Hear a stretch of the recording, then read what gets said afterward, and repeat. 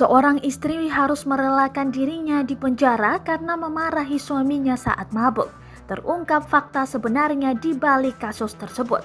Diberitakan Kompas.com 11 November 2021, kasus KDRT psikis ini berawal dari laporan Valencia terhadap CYC atas kasus penelantaran istri dan anak. CYC yang merupakan seorang pria asal Taiwan kemudian menjalani persidangan di Pengadilan Negeri Karawang. Namun, CYC balas melaporkan Valencia pada bulan September 2020 ke PPA Polda Jawa Barat lantaran melakukan pengusiran dan tekanan psikis.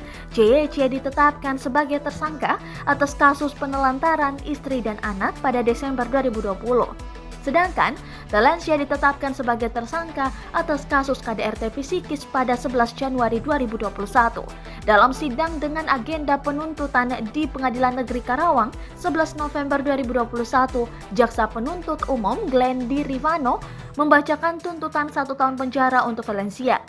JPU Glendy Rivano saat dikonfirmasi usai sidang menyebutkan kasus itu masuk dalam Undang-Undang Nomor 23 Tahun 2004 tentang penghapusan kekerasan dalam rumah tangga. Diperoleh fakta-fakta melalui keterangan saksi dan alat bukti bahwa inisial V terbukti jadi terdakwa dengan dijerat pasal 45 ayat 1 jungto pasal 5 huruf B, ungkap Glendy. Glendy juga mengatakan CYC mengaku diusir dan juga dimarahi dengan kata-kata kasar yang menyebabkan psikisnya terganggu.